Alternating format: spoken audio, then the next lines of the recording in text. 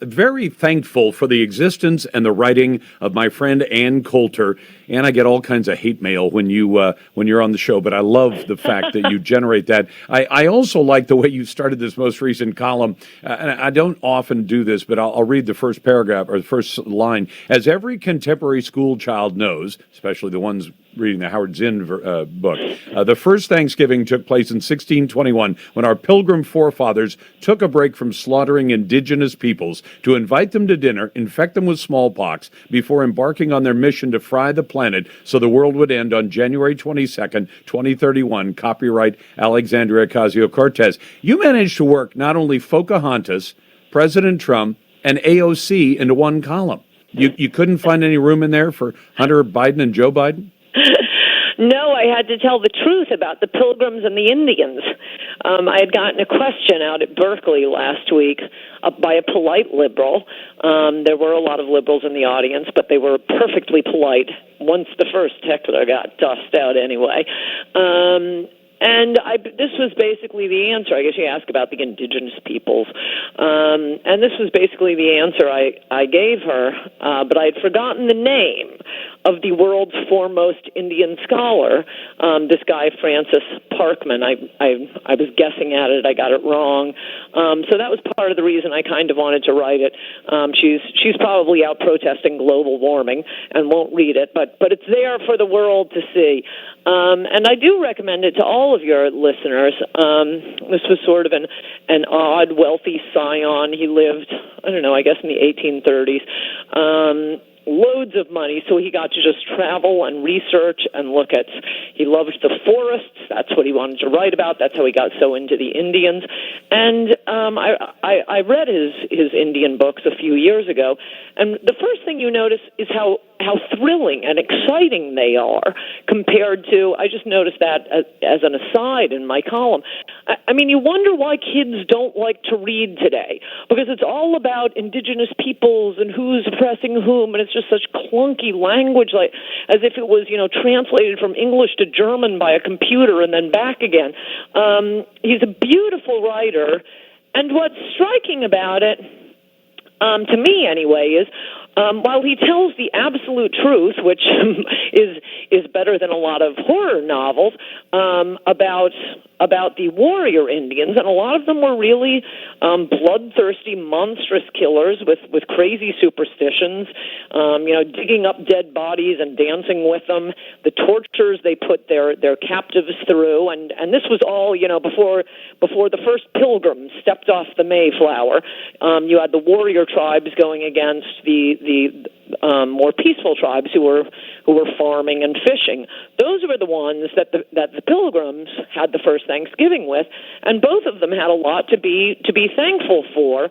The peaceful tribes, because they suddenly had these fantastic European allies to help them fight the Iroquois and the Narragansett, who were about to wipe them off the face of the earth. So they get these great European allies, and the original Mayflower had, I think, about 102, a little bit more than 100 passengers. In the first winter, only about 40 of them survived because of starvation, because of the cold, because of scurvy, and it was the peaceful farming Indians who taught the pilgrims how to till the soil over in the New World. So they were alive because of the good Indians. The good Indians were alive because of the good pilgrims. And also I got into, soon after the Pilgrims, of course, were the first vote, but shortly thereafter, the Puritans poured in.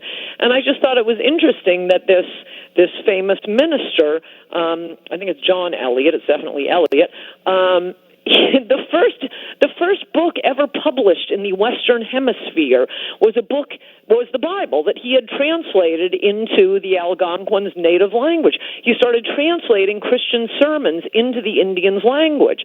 So it actually is a wonderful holiday, a wonderful thing to celebrate.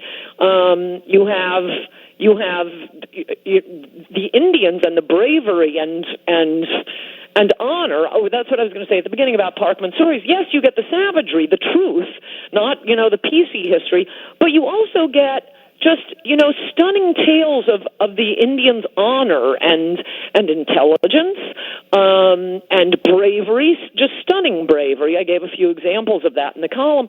Well, like the Hurons. Stories just want to turn Indians into these pathetic victims. Yeah. No, the real story is insulting to both the white man and the Indians. The true story is a wonderful story, and it all comes together on Thanksgiving Day. Well, as you mentioned, the Hurons, held it disgraceful to turn from the face of an enemy even when the fortunes of the fight were adverse. As the Indian captive of the Iroquois was being tortured alive, Parkman says he raises his voice in scorn and defiance. I mean, it's the kind of thing you see in Hollywood movies where, the guy is being tortured to death, and even in the middle, he's spitting in the face of his captors, and he's defiant. We all hope that we would be able to do that, and we all know the reality is you'd probably be crying for mercy. But they had such a strong sense of honor, saying, if you're going to take me out, I'm going to go defiantly every step of the way. Yes, it's really a wonderful story, and I mean that's why we name, the Apache helicopter, and all kinds of military armaments are named after Indians.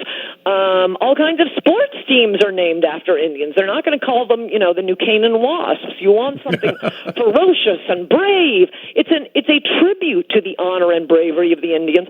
In fact, it occurred to me, it shows you how cool Americans really think, both the Pilgrims and the Indians are, that so many Americans lie about being part Indian and lie about being descended from the Mayflower.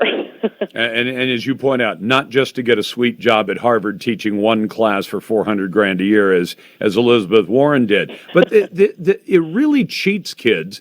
And it creates this false narrative. I get people who say all the time, but we stole the land from the Indians. And I said, no, we didn't. And they say, well, hold on, we did. We stole it. And I said, well, first of all, they didn't, for the most part, have a concept of ownership. But what was the system that was in place when the Europeans arrived? I mean, it'd be like showing up at a game, and you say, what's the game and what are the rules? Well, the rules are if your tribe is stronger than that tribe, you get whatever land they have that you want. And you say, oh, that's the way the rules work. Okay, we can play that game. And we did play that game. And they say, well, that's not fair. And I said, well, it was the game that existed on this continent apparently for about 9,000 years before the Pilgrims showed up, saying, if you have a piece of land, Ann, and my tribe is stronger than yours, then, Ann, we're going to kick your tribe off the land, and my tribe is going to own or possess the land. That was the system. So how can you fault the Europeans for playing the game the way it was laid out on the North American continent when they showed up?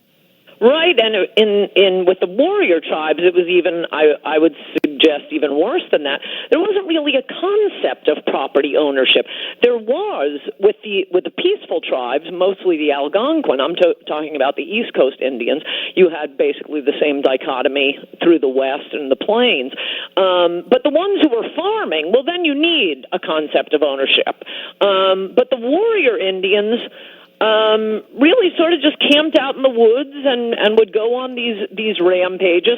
They were somewhat more numerous than the peaceful tribes because they kept killing the peaceful tribes.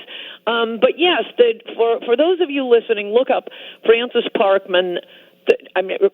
Lars just read a couple of sentences from him. I have more of it in my column. And you can see what elegant, exciting writing compared to the crap being published today.